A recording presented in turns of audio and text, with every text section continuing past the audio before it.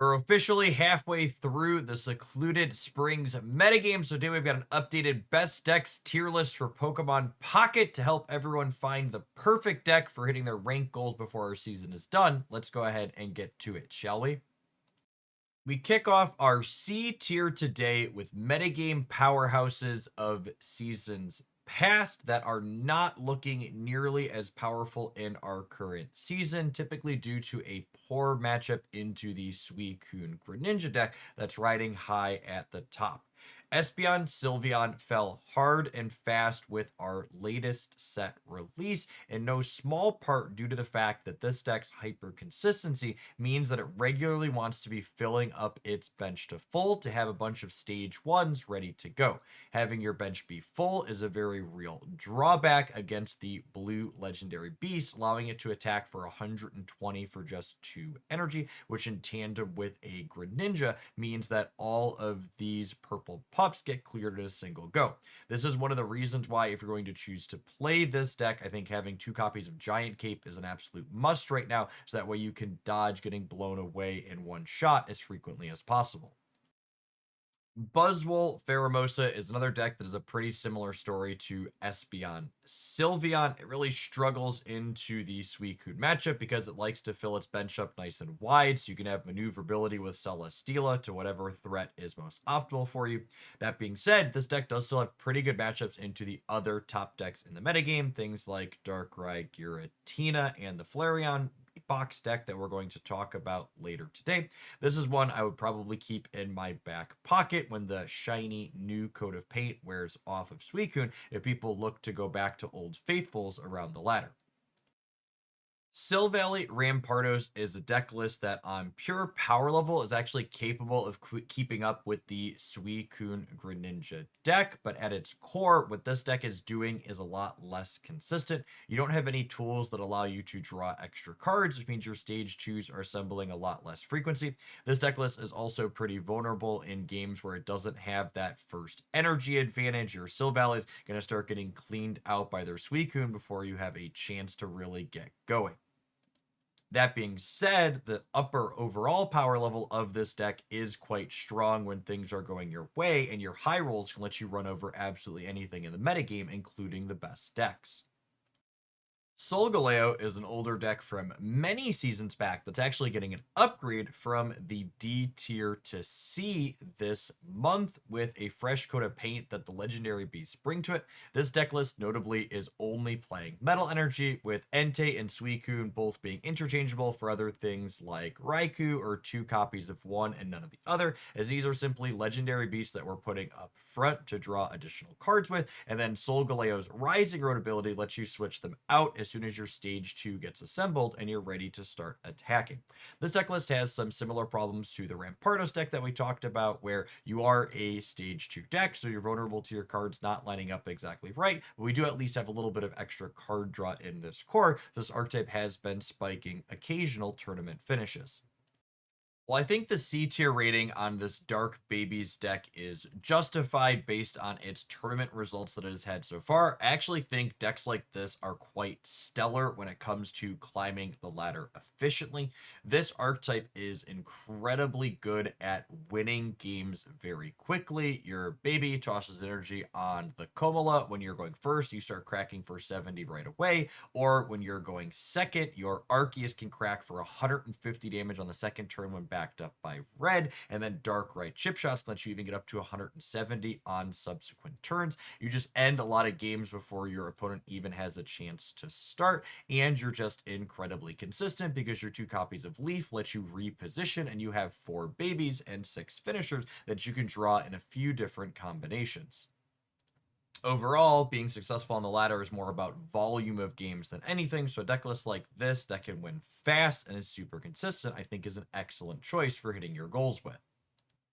This double Umbreon Dark Eevee Box deck, I think, is a stellar choice into two of the best decks in the format, Darkrai Giratina and Suicune Greninja. Both of those deck lists rely on powerful basics to do their attacking, which Baby Umbreon is excellent at Dark Binding, and then Darkrai can go ahead and get you extra chip shots of damage. Dark Chase also plays well off of Dark Binding as well, because your opponent's going to be incentivized to retreat their damage mons out, and then Chase can drag them right back up to the front and get those KOs later on. I really love the one copy of Cleffa in here for a little bit of added consistency, as well as reducing the likelihood that we lead on Darkrai, which are some of our worst openers. Because we're playing Baby Umbreon as well, this deck list can also prize map 1/1/2 when starting on Cleffa and giving it up as a point, so it's less of a liability than babies are in some other deck lists. My personal favorite anti-meta decks for this season are also C tier as well, in my opinion. They are these Raichu Elemental Switch variations. Basic idea here is relatively straightforward. You want to lead on the Lightning Legendary Beast so you can start drawing extra cards. And with Elemental Switch, along with something like either Magneton in this particular deck or Zeraora and other variations like we'll showcase here in a second, you can start attacking with Voltaic Bullet on your second turn of the game, even when going first. You combine the bench chip shot damage from Raikou with your copy of Cyrus to give you an incredible amount of control over the pacing and positioning of things in the game. One of the upsides to playing Magneton as your battery for the Raikou is that Magnezone gives you a really elegant answer to opposing copies of Oricorio, which we also get to play in this particular deck list to hose some opposing EX decks. Raikou also has favorable typing into Suicune, allowing you to attack for 82 turns in a row, cleaning out the legendary Water Beast even through a copy of Giant Cape. The other popular variation of this Raikou style deck with Elemental Switch is playing Zeraora as a battery and finishing on a Lowen Raichu. Its Psychic, being lightning typed, means that you deal a whopping 140 to Suicune with 2 energies on it in a single hit, letting you clear that beast out in one go. Our last deck in the C tier and another lightning anti-meta deck is Tapu Koko EX alongside Oricorio. Tapu Koko's Plasma Hurricane allows you to hit Suicune for 40 points of damage, and then its Mock Attack does 110 thanks to weakness, letting you deal 150 over 2 turns, which in tandem with a Giovanni or Red even lets you clear through a copy of Cape. Against a lot of the other things in the metagame, Oricorio is a force to be reckoned with, especially in tandem with all of our healing like Potion and Pokemon Center Lady, letting you sustain longer against things like Darkrai trying to chip shot down your yellow chicken. Moving along to our B tier deck list, we have decks that have been pretty consistently spiking tournament results that I also think are excellent ladder choices. We have the highest rating in one of my roundup videos ever for fan favorite Dragonite from the original 151. The addition of Mantike alongside Pichu as basic energy baby Pokemon gives you some added consistency to mitigate some of that dual color energy variance that these two color decks can have. Baby Dragonite makes it so you have more options for hitting your stage 2 more frequently, while also giving you an out to opposing copies of Oricorio. Similar, our copy of Dragonair that attacks for 80 for 3 also cleans out that yellow chicken in one crack, and because this deck list is occasionally prize mapping 1/1/2 thanks to Baby Dragonite, we also get to play a copy of Cleffa to give us a little bit of added consistency and find our stage 2s more frequently. Lyra is not a new card with this latest expansion, but it's worth calling out her interaction with the Giga Impact on Dragonite EX, allowing you to switch out a damaged one twice in one turn, letting you hit for that 182 turns in a row, which cleans out basically everything in the common meta decks right now.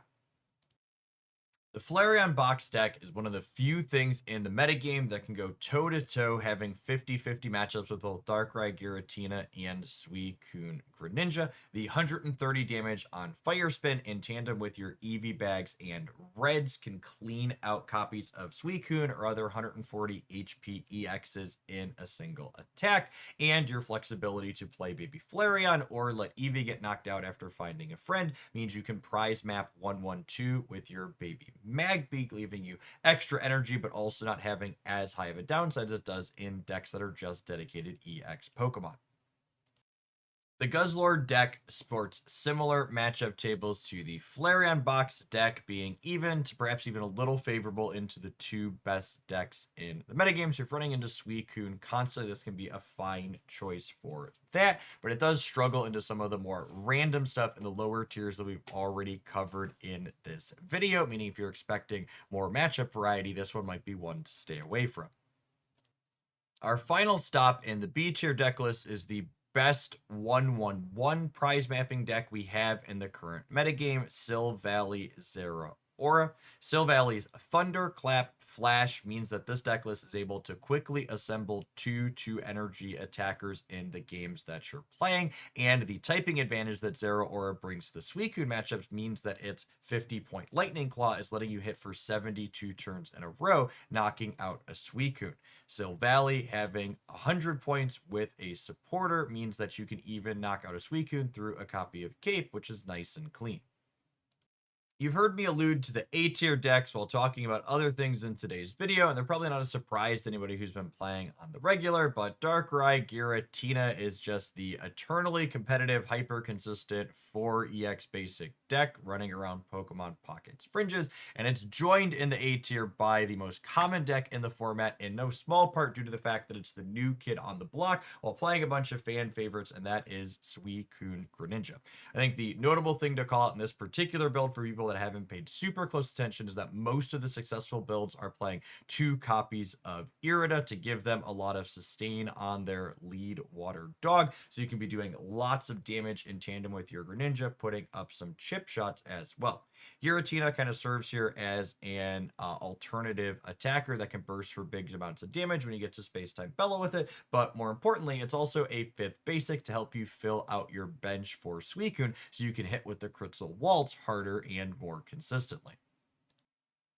Last but certainly not least, I wanted to go ahead and throw in my personal favorite deck that I've played this season, and I'm going to go ahead and throw an S tier logo on it here to screw with the people that just click through these videos of tier lists without actually listening to anything that I have to say. This Beedrill EX Shuckle deck was responsible for a large part of my post-Master Ball climb up to 1675 points, so I could start next season in Ultra 4. The Crushing Spear in tandem with Shuckle's low energy attack and low retreat cost, alongside Erica and Leaf Cape giving us a ton of sustain, allow me to shove the blue legendary beast in a little box time and time again. Now, I do want to call out for clarity's sake that this is definitely a personal pet deck, and you can see some games with it highlighted here on the channel, but it doesn't have any tournament results as of yet, and it is super fun and I think powerful, but definitely more fringe.